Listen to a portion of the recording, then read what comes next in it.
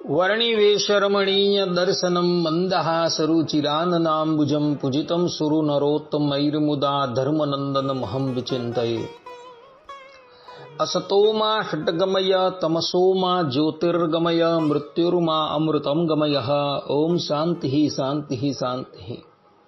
अस्मद्गुरु समारंभां नाथयामून मध्यमां लक्ष्मी वल्लभ पर्यंतां वंदे गुरु परंपरा। આજની જ્ઞાન સભાની અંદર પધારનારા બધા જ ભગવત ભક્તોને વેદાંતાચાર્ય, પુરાણ ઇતિહાસાચાર્ય, એમએ ફિલોસોફી શાસ્ત્રી રાકેશભાઈના હેતપૂર્વક જય સ્વામિનારાયણ. ભક્તો, આજની આ જ્ઞાન સભાની અંદર આપણે બધા ધનનું મૂળ ધર્મ જ છે એ વિષય પર થોડી વાત શ્રવણ કરશું. વિદુર નીતિના 5મા અધ્યાયના 48મા શ્લોકના માધ્યમથી આ વાત આપણે વિસ્તારપૂર્વક શ્રવણ કરશું. તો બધા જ શ્રોતાગણો પોતાના હિતને અર્થે આ પ્રવચન એકાગ્ર મને કરીને શ્રવણ કરે અને એને આત્મસાત કરી લે. તો મહાત્મા વિદુર નીતિના 5મા અધ્યાયના 48મા શ્લોકની અંદર કહે છે કે અર્થ સિદ્ધ પરામિચ્છન ધર્મમેવાદિ તચ્ચરેત નહીં ધર્માદ અપ્યત્યર્થ સ્વર્ગલોકા દિવામૃતમ. અર્થાત કે જેને ઘણું ધન મેળવવાની ઈચ્છા હોય તેણે પ્રથમથી જ ધર્માચરણ કરવું. કારણ કે જેમ અમૃત સ્વર્ગલોકમાંથી દૂર જતું નથી તેમ અર્થ ધર્મથી દૂર થતું નથી. આ પ્રમાણે મહાત્મા વિદુર અહીં કહી રહ્યા છે કે જે પ્રમાણે અમૃત સ્વર્ગ થકી ક્યારેય પણ દૂર થતું નથી તે જ પ્રમાણે અર્થ પણ એટલે કે ધન પણ ધર્માચરણ કરવા વાળાથી ક્યારેય દૂર થતું નથી. સ્વર્ગની અંદર અમૃત કેવી રીતના આવ્યું અને ભગવાન શ્રી હરિએ સ્વર્ગની અંદર જ અમૃત શા માટે રાખ્યું એ કથા જાણવા યોગ્ય છે. જેથી કરીને વિદુરજીએ અહીં જે નીતિના વાક્ય કહેલા છે એ નીતિના વાક્યને પણ આપણે યથાર્થપણે સમજી શકશું. વાત એવી હતી કે એક સમયે દુર્વાસા મુનિ વૈકુંઠ લોકમાં પધાર્યા. વૈકુંઠનાથે જોયું કે સાક્ષાત શંકરના અવતાર દુર્વાસાજી અમારે ત્યાં આવેલા છે. પોતાના કંઠની અંદર રહેલી માળા એઓએ દુર્વાસા ઋષિને આપી. ભગવાનની પ્રસાદી પ્રાપ્ત થઈ એ ગળામાં ધારણ કરી અતિ પ્રસન્ન થકા દુર્વાસા ઋષિ વૈકુંઠ લોકમાંથી ધરાતલ પર આવતા હતા. ત્યાં માર્ગની અંદર એમણે જોયું કે ત્રિલોકીના અધિપતિ દેવરાજ ઇન્દ્ર ઐરાવત હાથીની ઉપર સવાર થઈ અમારી સામે આવી રહ્યા છે. સપ્તર્ષિઓ દેવરાજ ઇન્દ્રની અગાડી ચાલે છે અને દેવરાજ ઇન્દ્રની સ્તુતિ કરે છે. મરુત દેવતા દેવરાજ ઇન્દ્રને ચામર ધોડે છે. વરુણ દેવે દેવરાજ ઇન્દ્રની ઉપર છત્ર ધારણ કરેલું છે. અપ્સરાઓ નૃત્ય કરી રહી છે. ચારણ લોકો દેવરાજ ઇન્દ્રના યશને ગાઈ રહ્યા છે. દુર્વાસા ઋષિએ મનોમન વિચાર કર્યો કે ભગવાન શ્રી હરિના કંઠની પુષ્પમાળાના અધિકારી આ દેવરાજ ઇન્દ્ર લાગે છે. તેઓએ પોતાના કંઠની અંદર જે માળા હતી એ કાઢી અને ઇન્દ્રની ઉપર ફેંકી. દેવરાજ ઇન્દ્રએ પણ દુર્વાસા ઋષિની એ માળા પકડી અને અહંકારના મદમાં અતિશય અહંકારી થઈ ગયેલા દેવરાજ ઇન્દ્રએ એ માળા ઐરાવત હાથીના ગંધ સ્થળની ઉપર મૂકી. હવે હાથી સ્વભાવથી ચંચલ પ્રકૃતિનું હોય છે.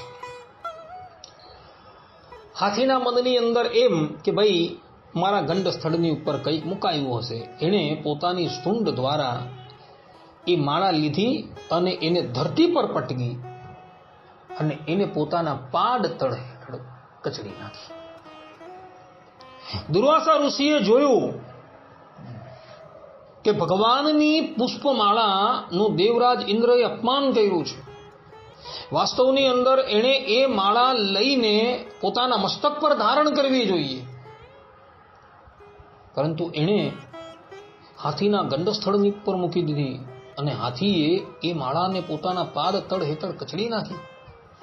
દુર્વાસા ઋષિ ક્રોધાયમાન થઈ ગયા અને ક્રોધાયમાન થઈ એણે કમંડલમાંથી જળ લીધું અને દેવરાજ ઇન્દ્રને શાપ આપતા બોલ્યા કે રે નીચ, ત્યાં ભગવાનની પુષ્પમાળાનું અપમાન કર્યું છે, માટે જા હું તને શાપ આપું છું.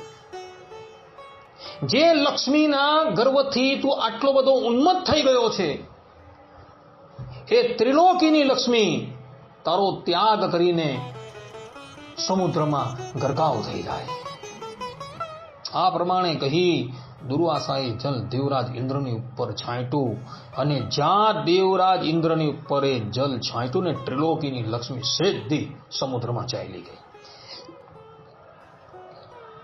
દેવરાજ ઇન્દ્ર ઐરાવત હાથીની ઉપરથી કૂદીને દુર્વાસા ઋષિની પાસે દોડ્યો અને દુર્વાસા ઋષિના ચરણની અંદર પડ્યો. દુર્વાસા ઋષિએ ઠોકર મારીને એને ફેંકી દીધો. દેવરાજ ઇન્દ્ર કહે છે કે ઋષિ મારો અપરાધ ક્ષમા કરો, મારી ભૂલ થઈ ગઈ. દુર્વાસા ઋષિ કહે કે હું ગૌતમ નથી કે તારો અપરાધ સહન કરું, હું દુર્વાસા ઋષિ છું, મારો શાપ ક્યારેય મિથ્યા ન જાય. આટલું કહીને દુર્વાસા ઋષિ અંતર્ધાન થઈ ગયા. દેવરાજ ઇન્દ્રનું સમસ્ત ઐશ્વર્ય સમાપ્ત થઈ ગયું છે. અસુરોને ખબર પડી કે દેવરાજ ઇન્દ્રને દુર્વાસાએ શાપ આપ્યો છે. શુક્રાચાર્યની આજ્ઞા થતા એ લોકોએ સ્વર્ગલોકની ઉપર આક્રમણ કરેલું છે. દેવરાજ ઇન્દ્રએ જોયું કે અસુરો આપણી ઉપર ચડી આવેલા છે. બધા જ દેવતાઓ રણ મેદાનમાંથી પલાયન થઈ ગયા. સ્વર્ગની ઉપર અસુરોનું આધિપત્ય થઈ ગયું છે. હજારો વર્ષ પર્યંત દેવરાજ ઇન્દ્ર અને એના અનુચરો ભિક્ષુકની જેમ ધરાતલ્લી ઉપર વિચરણ કરતા રહે છે.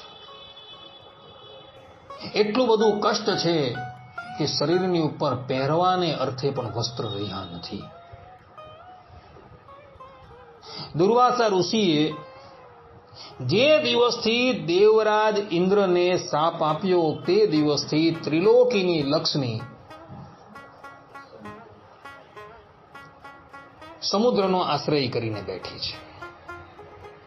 ધરાતલ્લી ઉપર કંઈ પણ સત્વ રહ્યું નથી. પ્રાણીઓને અન્નાદિકનું પણ કષ્ટ થવા લાગ્યું, જલ પણ મળતું નથી. બધા જ લોકો એકબીજાને પકડી પકડીને કાપીને ખાવા લાગેલા છે. એ સમયે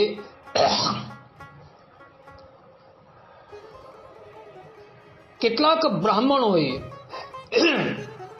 વેદની અંદર જે અજ શબ્દ આવે છે એ અજ શબ્દનો વાસ્તવિક અર્થ 3 વર્ષ જૂની ડાંગર થાય છે, પરંતુ એ લોકોએ કુતર્ક કરીને એ અજનો અર્થ બોકળો કર્યો અને બધાને કહ્યું કે ભાઈ તમે યજ્ઞની અંદર પશુઓનું હનન કરો અને એનું પવિત્ર માંસ ભક્ષણ કરો, અને તે દિવસથી યજ્ઞની અંદર પશુઓની હિંસા થવા લાગી. આ વાત વાસુદેવ મહાત્મ્યની અંદર લખેલી છે. બાકી પહેલા યજ્ઞની અંદર હિંસા થતી ન હતી.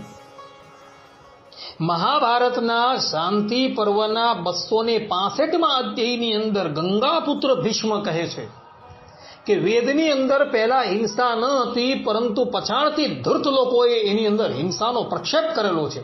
એ આ સમયથી થયું હતું. એટલે બધા જ લોકો વે બ્રાહ્મણોના વચન પર વિશ્વાસ લાગી યજ્ઞની અંદર પશુઓની હિંસા કરવા લાગ્યા અને પશુઓનું પવિત્ર માંસ ભક્ષણ કરવા લાગ્યા. એ માંસને એ લોકો પવિત્ર માનવા લાગ્યા અને એનું ભક્ષણ કરવા લાગ્યા. પેલી બાજુ કેટલાય દિવસો વ્યતીત થાય છે. દેવતાઓ દુઃખના માર્યા બ્રહ્મદેવના શરણમાં જાય છે અને પોતાની બધી જ આપવીતી કહે છે. સર્વપ્રથમ તો બ્રહ્મદેવ એમને ઠપકો આપે છે અને પછી એને લઈને ક્ષીરસાગરના કિનારે જાય. ક્ષીરસાગરના કિનારા પર આવી બ્રહ્મદેવ અને બધા જ દેવતાઓ હજારો વર્ષ લગીન તપસ્યા કરે છે. ત્યારે શ્રીમદ નારાયણ ભગવાનના દર્શન થાય છે. શ્રીમદ નારાયણ ભગવાન બ્રહ્મદેવને કહે છે કે બ્રહ્મદેવ, કશ્યપ પુત્રો સુર અને અસુર ભેગા થઈ સમુદ્ર મંથન કરે અને સમુદ્ર મંથન થકી જે લક્ષ્મીજી પ્રગટ થાય અને એ લક્ષ્મીજીની કૃપા દ્રષ્ટિ થાય તો તમારું દુઃખ દૂર થાય એમ છે. અત્યારે વિપરીત સમય છે એટલે દેવતાઓએ અસુરોની સાથે સંધિ કરી લેવાની છે. સમુદ્ર મંથન કરતા જે અમૃત પ્રગટ થશે એ અમૃત હું કેવલ દેવતાઓને પીવડાવી દેવીશ. દાનવોના હાથમાં તો અર્થાત કે અસુરોના હાથમાં તો કેવલ પરિશ્રમ જ હાથ આવશે. માટે તમે જઈને અસુરોની સાથે સંધિ કરી લો. આ પ્રમાણેની આજ્ઞા આપી શ્રીમદ નારાયણ ભગવાન અંતર્ધાન થઈ ગયા અને પછી દેવરાજ ઇન્દ્ર અસુરોના રાજા બલિની પાસે આવે છે અને એને કહે છે કે અસુરરાજ, આપણે ભેગા થઈને સમુદ્રનું મંથન કરીએ. સમુદ્રમાંથી જેટલા પણ રત્ન નીકળશે એને આપણે પરસ્પર સરખે ભાગે વહેંચી દઈશું. સમુદ્રમાંથી જે અમૃત નીકળશે એ અમૃત પણ આપણે સરખા ભાગે વહેંચી દેશું, જે પાન કરીને આપણે અજર અમર થઈ જઈશું.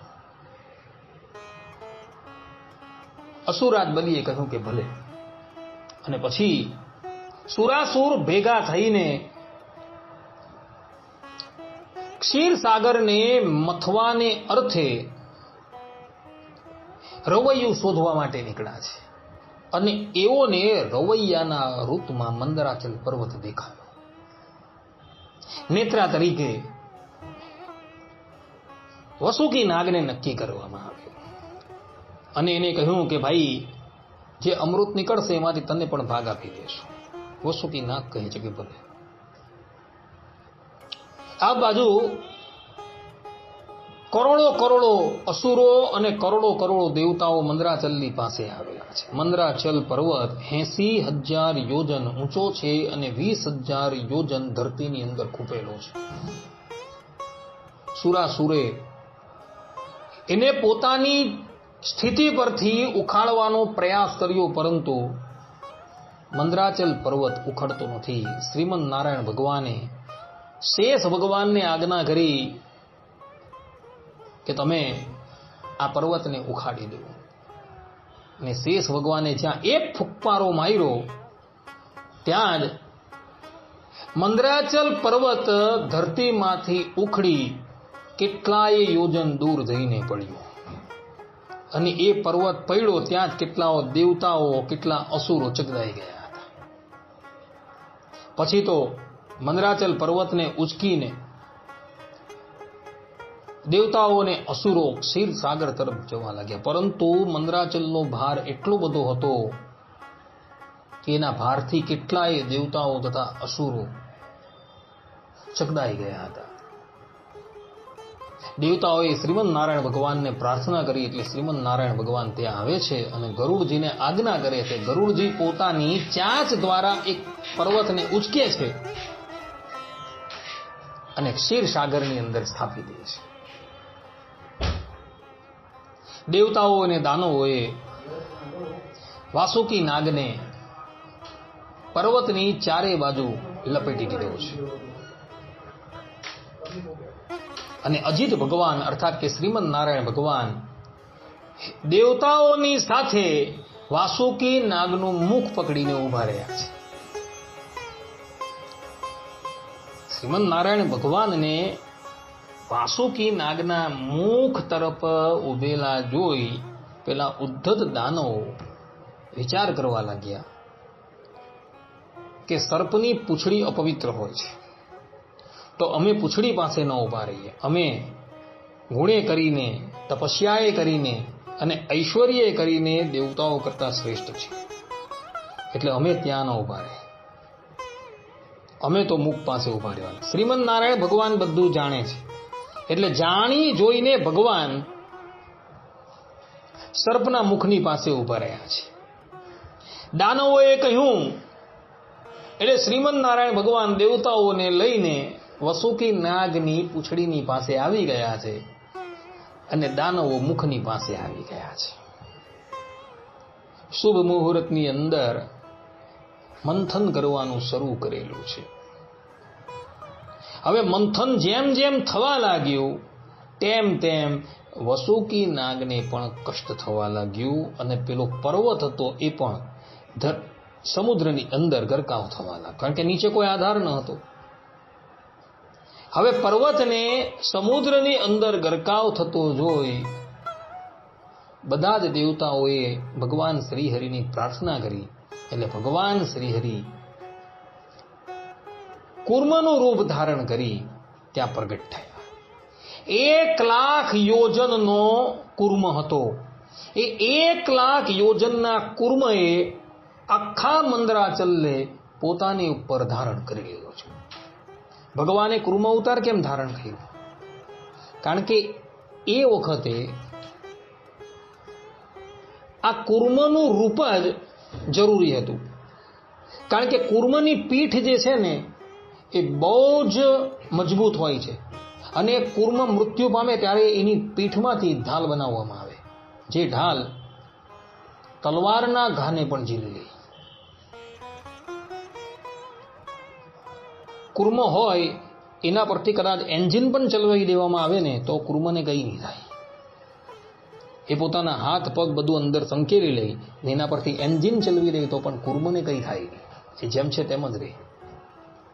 અને એ કૂર્મ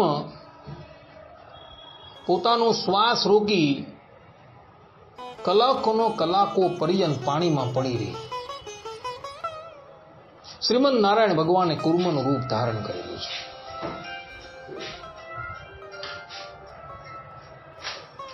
પેલી બાજુ પર્વત સ્થિર થઈ ગયો છે, સુરાસુરને આનંદ આવી ગયો છે. એ વેગપૂર્વક સમુદ્રનું મંથન કરવા લાગેલા છે.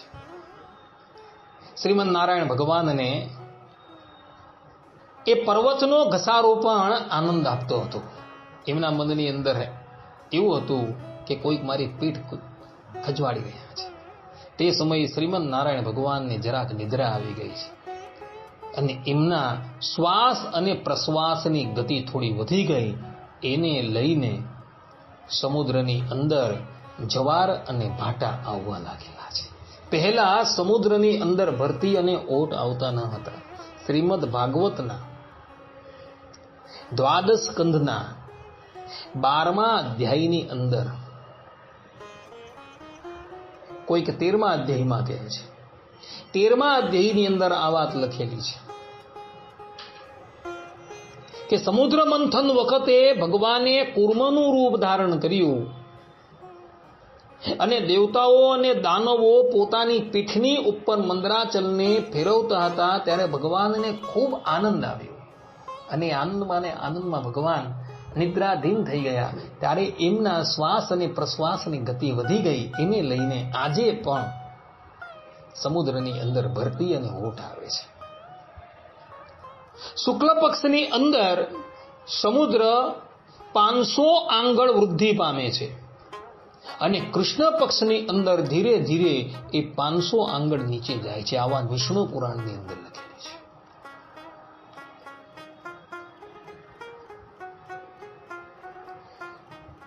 પેલી બાજુ દેવતાઓ અને દાનવો સમુદ્રનું મંથન કરી રહ્યા છે. વાસુકી નાગને ઘણી પીડા થવા લાગી છે. એણે પોતાના 100 ફણ દ્વારા મંદરાચલની ઉપર પ્રહાર કર્યો છે. વાસુકી નાગના મુખમાંથી જે વિષ નીકળે છે એના દ્વારા કેટલાય દેવતાઓ તથા દાનવોના મુખ કાળા થઈ ગયા છે. વાસુકી નાગ કષ્ટના માર્યા પોતાની ફણા દ્વારા મંદરાચલની ઉપર આઘાત કરે છે. એ આઘાત કરવાથી એના મુખમાંથી વિષ ઝરે છે અને વિષ એકઠું થઈ જાય છે. અને જ્યારે એ વિષ એકઠું થઈ ગયું ત્યારે સમુદ્રમાંથી વિષ પ્રગટ થઈ જાય છે. સમુદ્ર મંથન કરતા સર્વપ્રથમ વિષ પ્રગટ થાય છે. આ વાત વાલ્મીકી રામાયણના બાલકાંડની અંદર લખેલી છે. વિષ સમુદ્રમાં હતું નહીં, પરંતુ વસુકી નાગે પોતાને કષ્ટ થતું જોઈ પોતાની ફણા દ્વારા મંદરાચલ પર્વત પર આઘાત કર્યો, અને આઘાત કેટલી વખત કર્યો એને લઈને બધું વિષ ભેગું થયું અને એ બહાર નીકળેલું હતું. એટલે સર્વપ્રથમ સમુદ્ર મંથન કરતી વખતે વિષનું પ્રાગટ્ય થયું છે એ આને લઈને થયું છે. વિષ પ્રગટ થયું છે અને એ વિષ પોતાનો પ્રભાવ બતાવવા લાગેલો છે. દેવતાઓ અને દાનવો મંથન છોડીને ભાગી ગયા છે. એ વિષ સંપૂર્ણ ત્રિલોકીની અંદર પ્રસરવા લાગ્યું, જેને લઈને માનવીય સૃષ્ટિ, દેવતાની સૃષ્ટિ ત્રાહિમામ પુકારવા લાગી છે. શ્રીમદ નારાયણ ભગવાન શંકરને આજ્ઞા કરી છે કે હે મહાદેવ, આ દેવતાઓની અંદર સર્વપ્રથમ તમારું પ્રાગટ થયું છે, એટલે સમુદ્ર મંથનમાંથી પણ જે પણ કંઈક વસ્તુ પ્રગટ થાય એના સર્વપ્રથમ અધિકારી તમે છો, માટે આ વિષને ગ્રહણ કરવું. ભોળાનાથે કહ્યું કે ભલે. ભગવાન શંકર ત્યાં આવે એ પહેલા પાર્વતીને કહે છે કે દેવતાઓના કાર્યની સિદ્ધિને અર્થે તથા સંપૂર્ણ માનવીય સૃષ્ટિને સુખી કરવાને અર્થે હું વિષ ગ્રહણ કરવા માટે જાઉં છું. આથી દેવી આપ અમને સંમતિ આપો. ભગવતીએ કહ્યું કે ભલે કૃપાના તપે જાઓ. મહાદેવ ક્ષીરસાગરના કિનારા પર આવેલા છે અને પોતાની હથેલીની અંદર એ સંપૂર્ણ વિષને ધારણ કરી એઓ એક જ ઝાટકે વિષને પાન કરી ગયા છે. ભગવાન શંકરના હૃદયની અંદર શ્રીમદ નારાયણ ભગવાન અખંડ બિરાજમાન છે. ભગવાન શંકરે વિચાર્યું વિષ પાન કરવાથી મારા પ્રભુને કોઈ ક્ષતિ ન થવી જોઈએ, એટલે આ વિષને હું મારા હૃદયની અંદર ન જવા દઈશ, એનું મારા ગળાની અંદર ધારણ કરી રાખીશ. પોતાના આરાધ્ય સુખી થાય, પોતાના આરાધ્યને કોઈ પણ કષ્ટ ન થાય, એટલે ભગવાન શંકરે એ વિષને પોતાના કંઠની અંદર ધારણ કરી દીધું છે. અને એને લઈને ભગવાન શંકરનો ગૌર વર્ણ કંઠમાંથી નીલ થઈ ગયો છે. અર્થાત કે ભગવાન શંકરનો કંઠ નીલો થઈ ગયો છે અને એના શણગારની અંદર ભૂષણ રૂપ થઈ ગયો છે. અને એટલે માટે ભગવાન શંકરનું એક નામ પડેલું છે નીલકંઠ.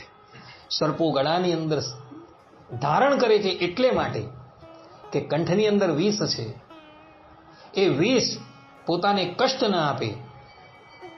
અને સર્પ જો ગળાની અંદર ધારણ કરે તો સર્પનો સ્પર્શ જે છે બહુ શીત હોય છે, અને સર્પનો સ્પર્શ શીત હોવાથી ભગવાન શંકર ગળાની અંદર સર્પને ધારણ કરે, જેથી કરીને એ સર્પ એમને શીતલતા આપતો રહે. ભગવાન શંકરે વિષ ગ્રહણ કરી લીધું છે. જગતના કંટક રૂપ વિષ સમાપ્ત થઈ ગયું છે. દેવતાઓ અને દાનવો પુનઃ આવી સમુદ્ર મંથન કરે છે.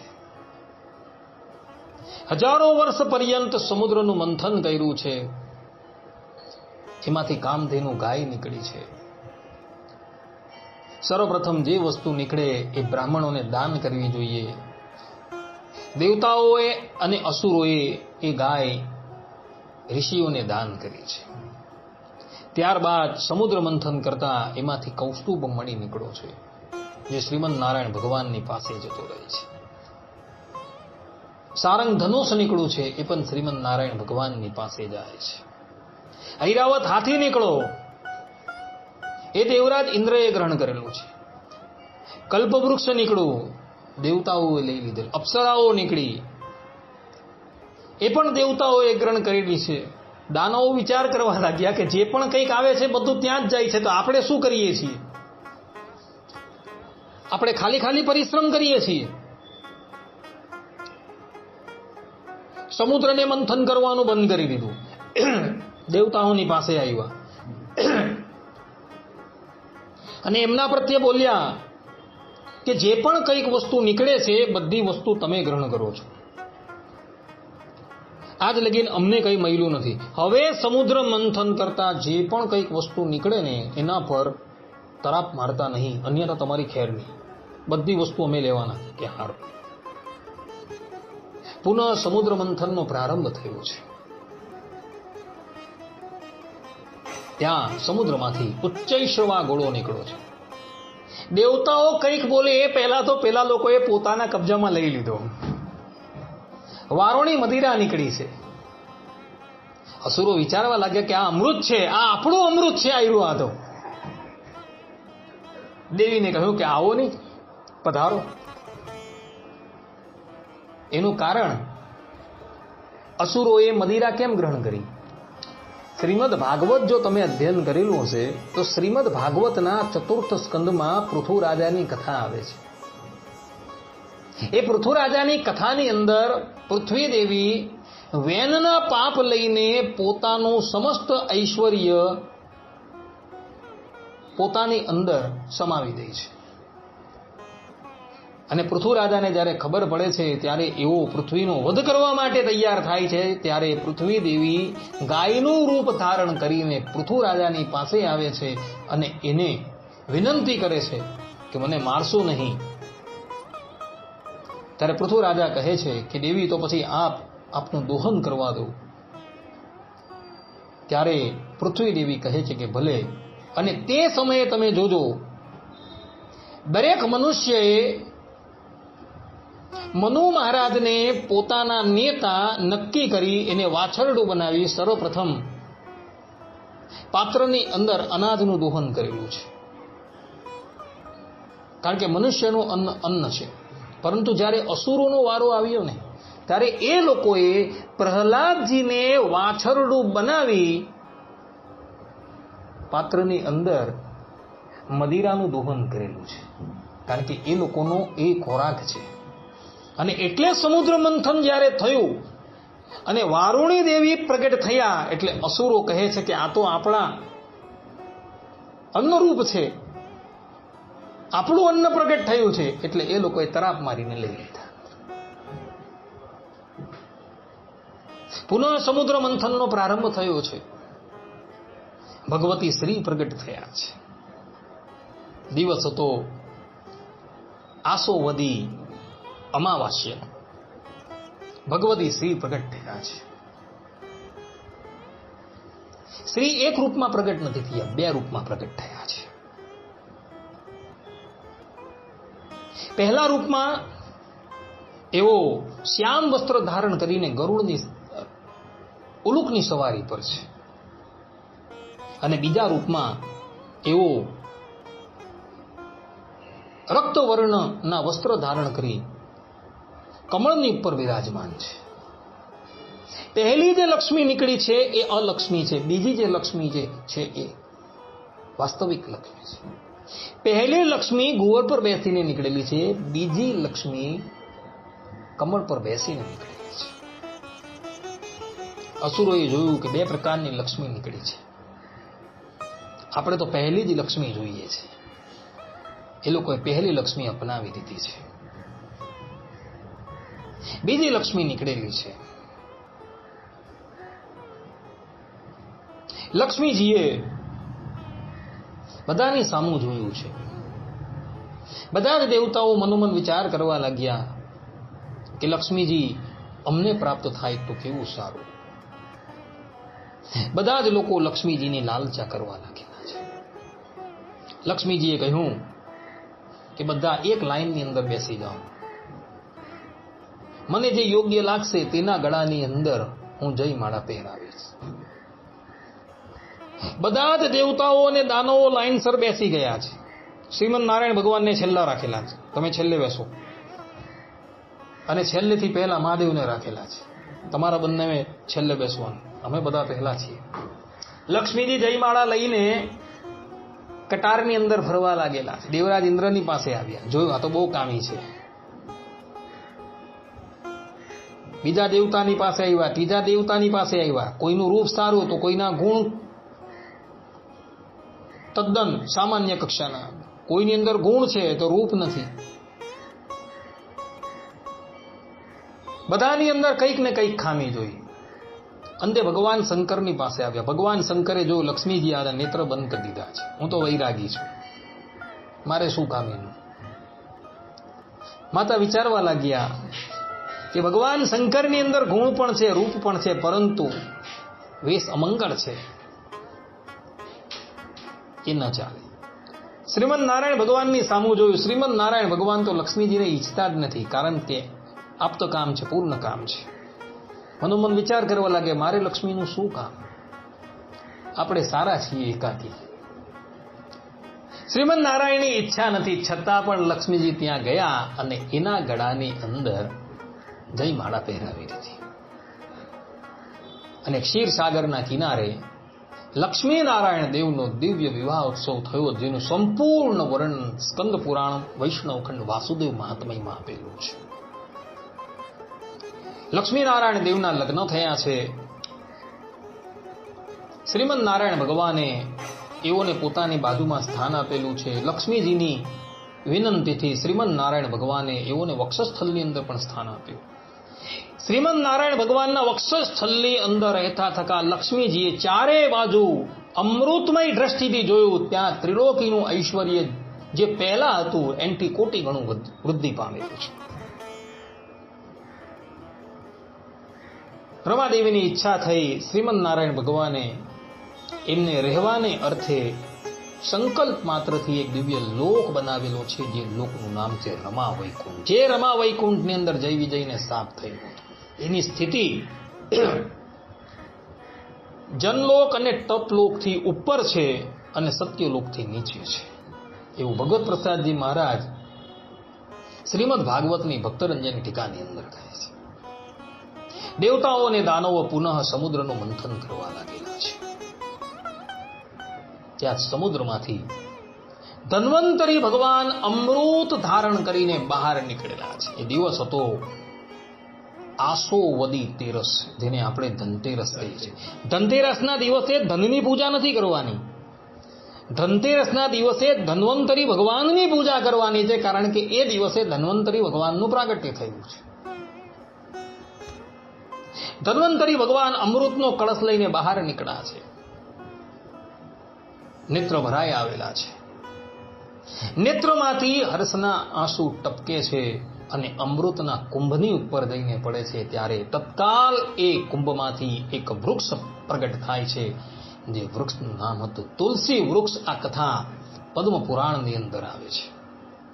તુલસી વૃક્ષના પ્રાગટ્યની કથા પદ્મ પુરાણમાં છે, અને એના પ્રાગટ્ય સંબંધી બે કથા પુરાણોની અંદર જોવા મળે છે. સર્વપ્રથમ કથા પદ્મ પુરાણમાં આવે છે, જેમાં એવું વર્ણન છે કે ધન્વંતરી ભગવાન અમૃતનો કુંભ લઈને જ્યારે બહાર નીકળ્યા, ત્યારે ધન્વંતરી ભગવાનના નેત્રમાં હર્ષના આંસુ આવી ગયા, અને એ અશ્રુબિંદ કુંભની ઉપર જઈને પડ્યા. ત્યારે કુંભમાંથી એક વૃક્ષ પ્રગટ થયું, એ જ તુલસી વૃક્ષ છે. અને બીજી કથા બ્રહ્મવૈવત પુરાણ પ્રકૃતિ ખંડની અંદર આવે છે, જેમાં શ્રીમદ નારાયણ ભગવાને જલંધરને મારવાને અર્થે વૃંદાનું પાતિવ્રત્ય ભંગ કર્યું. એને લઈને વૃંદા પોતાના દેહનો ત્યાગ કરે છે. એનો દેહ ગંડકી નદીના રૂપમાં પરિણિત થઈ જાય છે, અને એના વાળ તુલસી રૂપમાં પ્રગટ થાય છે. આ બે કથાઓ જોવા મળે છે. આ પ્રમાણે ભક્તો અમૃતનો કુંભ લઈને શ્રીમન નારાયણ ભગવાન ધન્વંતરીનું રૂપ ધારણ કરી સમુદ્રમાંથી પ્રગટ થાય છે. દાનવોએ જોયું કે અમૃતનો કુંભ લઈને ધન્વંતરી ભગવાન પ્રગટ થયા છે. એ લોકો દોડતા દોડતા ગયા અને ધન્વંતરી ભગવાનના હાથમાંથી અમૃતનો કળશ ઝૂંટવીને પલાયન થઈ ગયા. દેવતાઓ તો જોતા જ રહી ગયા. એવો બધા ભગવાન શ્રીમન નારાયણના શરણમાં ગયા. શ્રીમન નારાયણ ભગવાને એઓને ધીરજ આપી અને પછી અદ્ભુત સ્ત્રીનું એટલે કે મોહિનીનું રૂપ ધારણ કરી એવો જે સ્થાન પર દાનવો અમૃત પાન કરવાને અર્થે લડાઈ કરતા હતા ત્યાં આવીને ઉભા રહ્યા. દાનવોએ જોયું કે એક અદ્ભુત સ્ત્રી અમારી સન્મુખ આવેલી છે. દાનવો તો એનું રૂપ જોઈને એમાં આસક્ત થઈ ગયા અને એની પાસે આવી એવો કહેવા લાગ્યા કે દેવી, આપ કોણ છો? ત્યારે મોહિની નારાયણ કહે છે કે તમે લોકો કોણ છો? ત્યારે દાનવો પોતાનો પરિચય આપે છે કે અમે કશ્યપજીની સંતાન છીએ. અમે ભેગા થઈને સમુદ્ર મંથન કરેલું છે અને એમાંથી અમૃત નીકળેલું છે. એ અમૃત પાન કરવાને અર્થે અમે પરસ્પર વિવાદ કરી રહ્યા છીએ. હવે આ અમૃતનો કુંભ અમે તમારા હાથમાં આપીએ છીએ. તમારા મનની અંદર જેને અમૃત પાન કરાવવાની ઈચ્છા હોય તેને આપ અમૃત પાન કરાવો. સર્વપ્રથમ ભગવાને ના પાડી કે હું કુલટાશ્રી છું, આ કાર્યનો ભાર મારા પર ન સોંપો. પરંતુ દાનવો એટલા બધા મોહિત થઈ ગયા હતા કે એણે કહ્યું કે દેવી, તમારા મનની અંદર જેને અમૃત પાન કરાવવાની ઈચ્છા થાય તેને તમે કરાવો. મોહિની કહે કે ભલે, તો બધા એક લાઈનની અંદર બેસી જાઓ. અસુરો બધા એક લાઈનમાં, દેવતાઓ સામેની લાઈનમાં બેઠા છે. બધાએ સ્વસ્તિ વાચન કરેલું છે, સ્નાનાદિકથી પવિત્ર થયા છે, બ્રાહ્મણોને ગાય ઇત્યાદિકનું દાન કર્યું છે અને બધા જ અમૃત પાન કરવા માટે બેઠા છે. મોહિની નારાયણ પોતાના હાવ ભાવથી દાનવોને મોહિત કરવા લાગ્યા અને દેવતાઓને અમૃત પાન કરાવવા લાગ્યા. દાનવોને એ અમૃત પાન કરાવે છે, પરંતુ અમૃત નથી પીવડાવતા, એને પીવડાવે છે મદિરા. દાનવોના મનની અંદર એમ કે મોહિની નારાયણ અમને અમૃત જ પીવડાવે છે. પરંતુ જ્યાં દેવતાઓને અમૃત પાન કરાવી દાનવોની પાસે આવે ત્યાં એ ગળો બદલી નાખે અને દાનવોને વારોની મદિરા પાન કરે. હવે આ ચાલાકી એ દાનવોની વચ્ચે બેઠેલો એક રાહુ દૈત્ય જોઈ જાય છે. એ મનોમન વિચાર કરવા લાગે કે આ સ્ત્રી છે કોણ? રાહુ દૈત્યની દ્રષ્ટિ મોહિની નારાયણના ચરણ પર પડી તો મોહિની નારાયણનો જમણો ચરણ ઉઠતો હતો, અર્થાત કે પહેલો ડગ ભરતો હતો અને પછી ડાબો. પુરુષ હોય તેનો જમણો ચરણ પહેલો પડે અને પછી ડાબો ચરણ, જ્યારે સ્ત્રી હોય તેનો ડાબો ચરણ પહેલો પડે અને પછી જમણો ચરણ. રાહુ વિચારવા લાગ્યો કે આનો જમણો ચરણ પહેલા પડે છે એટલે આ કોઈ પુરુષ છે અને સ્ત્રીનું રૂપ ધારણ કરીને અહીં આવેલો છે. એ ઝટપટ ઊભો થયો અને દેવતાનું રૂપ ધારણ કરીને સૂર્ય અને ચંદ્રની વચ્ચે જઈને બેસી ગયો. શ્રીમન નારાયણ ભગવાન અમૃત પાન કરાવતા કરાવતા એની પાસે આવે છે અને પંક્તિનો ભેદ કર્યા વગર રાહુના મુખની અંદર અમૃત નાખે છે.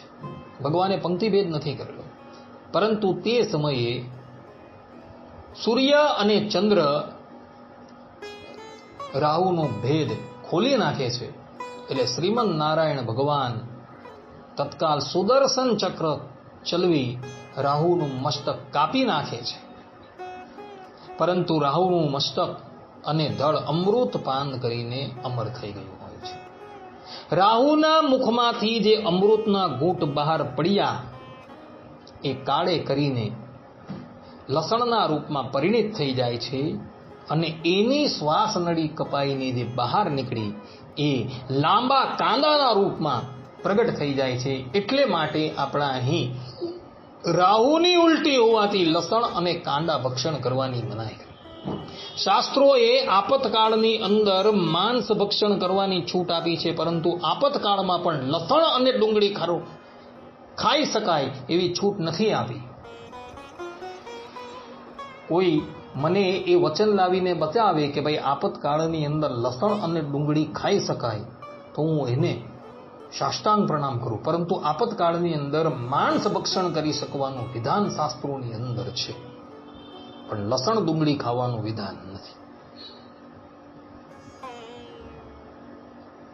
આ પ્રમાણે રાહુ દૈત્યોનો વધ કરી શ્રીમદ નારાયણ ભગવાને અમૃત દેવતાઓને પીવડાવી દીધું છે અને દાનવોને મદિરાપાન કરાવી છે અને ભગવાન ત્યાંથી અંતર્ધાન થઈ ગયા છે. પોતાની સાથે કપટ થયું એટલે દેવતાઓએ અસ્ત્ર શસ્ત્ર ધારણ કર્યા, દાનવોએ પણ અસ્ત્ર શસ્ત્ર ધારણ કર્યા છે અને ક્ષીરસાગરના કિનારા પર ભયંકર યુદ્ધ થાય છે. દાનવો આજે નિર્બળ છે અને દેવતાઓ અમૃત પાન કરવાથી પ્રબલ થઈ ગયા છે. એ યુદ્ધની અંદર દાનવોનો પરાજય થઈ જાય છે અને એ લોકો ત્યાંથી પલાયન થઈ જાય છે. શ્રીમદ નારાયણ ભગવાને દાનવોને અમૃત કેમ પાન ન કરાવ્યા? એનું કારણ એ જ હતું કે એ ઉદ્ધત હતા અને અમૃત પાન કરીને વધુ ઉદ્ધત થશે.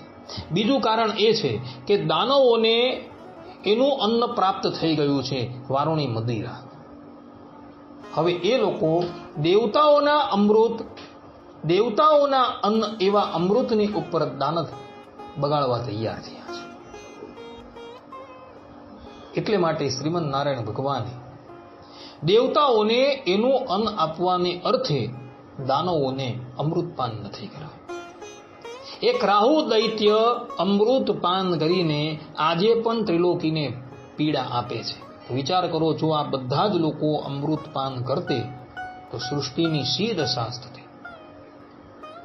એટલે માટે શ્રીમદ નારાયણ ભગવાને અસુરોને અમૃત પાન નથી કરાયું.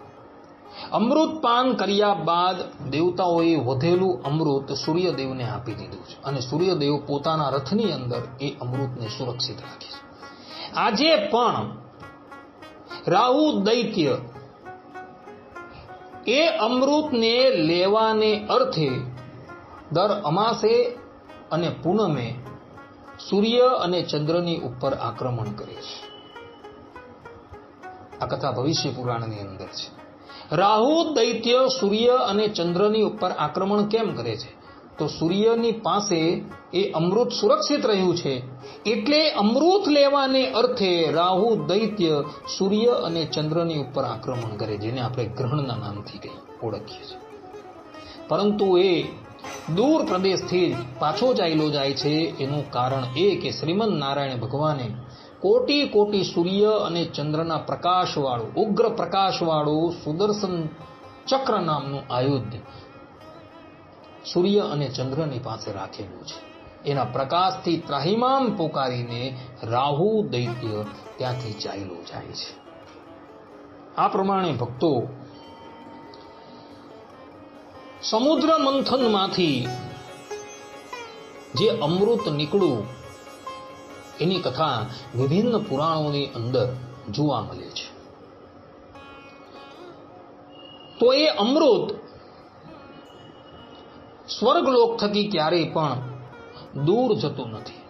તે જ પ્રમાણે જે પણ કોઈક મનુષ્ય ધર્મનું આચરણ કરે છે ને, એના થકી લક્ષ્મી ક્યારેય પણ દૂર જતા નથી.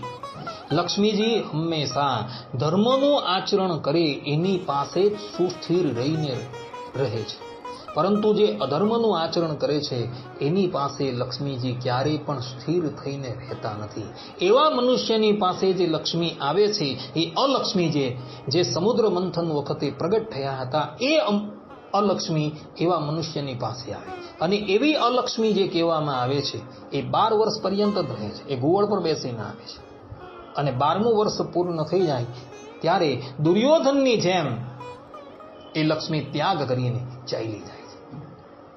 એ અલક્ષ્મી જ્યારે આવે છે ત્યારે શીઘ્રતાથી આવે છે, પરંતુ જ્યારે જાય છે ને ત્યારે એ પેલાની પાસે જેટલું હોય ને એ બધું સાથે લઈને ચાલી જાય છે. જ્યારે સાત્વિક લક્ષ્મી આવે છે ત્યારે ધીરે ધીરે આવે છે, પરંતુ આવ્યા બાદ એ ચિરકાલ પર્યંત સ્થિર રહે છે. જેનું દ્રષ્ટાંત વર્તમાનની અંદર ટાટા અને બિરલા છે. જેની લક્ષ્મી સાત્વિક છે, 125 વર્ષથી એ લોકોની પેઢી ચાલે ને આજે પણ અવિરત ચાલે. જોઈ લો, કારણ કે એની નીવની અંદર પ્રામાણિકતા છે. માટે મનુષ્યએ હંમેશા ધર્મપૂર્વક જ અર્થનો સંગ્રહ કરવો જોઈએ, પરંતુ કપટ દ્વારા અર્થનો સંગ્રહ કરવો જોઈએ નહીં. આચાર્ય ચાણક્ય કહે છે કે ધર્મસ્ય મૂલમ અર્થ, અર્થાત કે ધર્મનું મૂળ અર્થ છે. જો તમારી પાસે અર્થ હોય તો તમે ધર્મનું આચરણ કરી શકો. તો પેલી બાજુ ભગવાન વેદવ્યાસજી કહે છે કે અર્થસ્ય મૂલમ ધર્મ. તમારી પાસે અર્થ છે તો એનું મૂળ શું છે? તો ધર્મ છે. તમે યથાર્થપણે ધર્મનું આચરણ કરશો તો તમારી પાસે અર્થ આવશે, અન્યથા અર્થ ન આવે. તે જ પ્રમાણે શુક્રનીતિના બીજા અધ્યાયના બીજા શ્લોકની અંદર આચાર્ય શુક્રાચાર્ય કહે છે કે સુખમ ચ ન વિના ધર્માત તસ્માત ધર્મ પરો ભવેત. અર્થાત કે ધર્મ વિના સુખ પ્રાપ્ત થતું નથી, અત સર્વદા ધર્મ પરાયણ રહેવું જોઈએ. તે જ પ્રમાણે શ્રીમદ ભાગવતના પહેલા સ્કંદના બીજા અધ્યાયના 9મા શ્લોકમાં સૂતજી કહે છે ના અર્થસ્ય ધર્મેકાંતસ્ય કામો લોભા એ હિ સ્મૃત. અર્થાત કે અર્થોપાર્જનનું લક્ષ્ય ધર્મ સાધન છે, પણ કામ પૂરતી નથી. અર્થની પ્રાપ્તિ થઈ તો અર્થ ક્યાં ઉપયોગ કરવો? તો ધર્મની અંદર. પરંતુ વિષય ભોગની અંદર એ અર્થ ક્યારેય પણ ઉપયોગમાં લેવાનો નથી એવું સૂતજી કહી રહ્યા છે. તે જ પ્રમાણે સ્કંદ પુરાણમાં ભગવાન શંકરના પુત્ર સ્કંદ કહે છે ધર્માત સુખમ ચ જ્ઞાનમ ચ યસ્માદ ઉભયમ આપનુયાત તસ્માત સર્વમ પરિત્યાજ્ય વિદ્વાન ધર્મમ સમાચરેત. અર્થાત કે ધર્મથી સુખ અને જ્ઞાન બંને પ્રાપ્ત થાય છે, એટલે માટે બધાનો ત્યાગ કરી ધર્મનું આચરણ કરવું જોઈએ. જો સુખની ઈચ્છા છે તો ધર્મનું આચરણ કરો. ધર્મનું આચરણ કરશો તો આપોઆપ સુખની પણ પ્રાપ્તિ થશે અને જ્ઞાનની પણ પ્રાપ્તિ થશે. વાલ્મીકી રામાયણ અરણ્યકાંડ 9મા અધ્યાયના 30મા શ્લોકની અંદર મહર્ષિ વાલ્મીકીજી લખે છે ધર્માદ અર્થ પ્રભવતી ધર્માદ પ્રભવતે સુખમ ધર્મેણ લભતે સર્વમ ધર્મસારમ ઇદમ જગત. અર્થાત કે ધર્મથી અર્થ પ્રાપ્તિ થાય છે, ધર્મથી સુખ પ્રાપ્ત થાય છે, ધર્મથી બધું પ્રાપ્ત થાય છે. આ સંપૂર્ણ જગત ધર્મનો સાર છે. ધર્મથી જ મનુષ્યને બધાની પ્રાપ્તિ થઈ જાય છે. માટે મનુષ્યએ હંમેશા ધર્મનું આચરણ કરવું જોઈએ.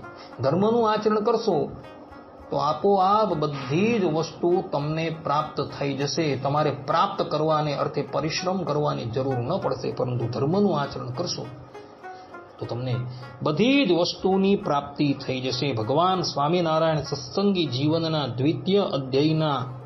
દ્વિતીય પ્રકરણના પહેલા અધ્યાયના 16 અને 17મા શ્લોકની અંદર કહે છે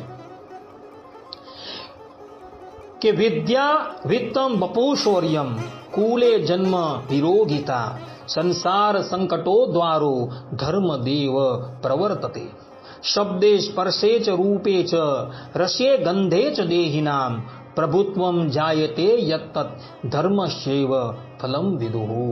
અર્થાત કે સદવિદ્યા, અધિક ધન, શરીર સૌંદર્ય, શૌર્ય, સતકુલમાં જન્મ અને નિરોગીતા આ સર્વે જે સંપત્તિ પ્રાપ્ત થાય છે, તેમજ શબ્દાદી પંચ વિષયોમાં પ્રાણીઓનું પ્રભુત્વ સંકલ્પ માત્રથી સુલભ, અતિશય અધિક વિષય સંપત્તિ રૂપ ઐશ્વર્ય મળે છે, આ સર્વ પ્રાચીન ધર્મનું જ ફળ છે. આ પ્રમાણે વાલ્મીકીજી, ભગવાન શ્રીહરિ તથા સ્કંદ, સૂતજી, આચાર્ય શુક્રાચાર્ય પણ ધર્મથી જ અર્થરૂપી પુરુષાર્થની પ્રાપ્તિ થાય છે એવું કહી રહ્યા છે. માટે ભક્તો, વિદુરજીએ અહીં જે પ્રમાણે કહ્યું છે તે જ પ્રમાણે આપણે ધનની ઈચ્છા હોય, અર્થની ઈચ્છા હોય, કામની ઈચ્છા હોય તો પણ ધર્મનું જ આચરણ કરવું જોઈએ એવું કહી રહ્યા છે. માટે ભક્તો, અર્થની ઈચ્છાવાળા ભક્તોએ, મનુષ્યએ ધર્મનું જ આચરણ કરવું એ સિદ્ધાંત વાત છે. આટલું કહીને હું મારા પ્રવચનને અહીં વિરામ આપું છું. સર્વે સંતુ નિરામયઃ, સર્વે સુખીનો ભવંતુ, સર્વભદ્રાણિ પશ્યન્તુ, મા કશ્ચિદ દુઃખ ભાગ ભવેત અસ્તુ. જય સ્વામિનારાયણ. શ્રીપતિમ શ્રીધરમ સર્વદેવૈશ્વરમ ભક્તિધર્માત્મજમ વાસુદેવમ હરે માધવમ કેશવમ કામદમ કારણમ શ્રી સ્વામિનારાયણમ નીલકંઠમ ભજે સહજાનંદ સ્વામી મહારાજની જય. બધા જ ભગવત ભક્તોને હેતપૂર્વક જય સ્વામિનારાયણ, જય શ્રી કૃષ્ણ, જય સિયારામ, જય શ્રીમન્નારાયણ. વર્ણિ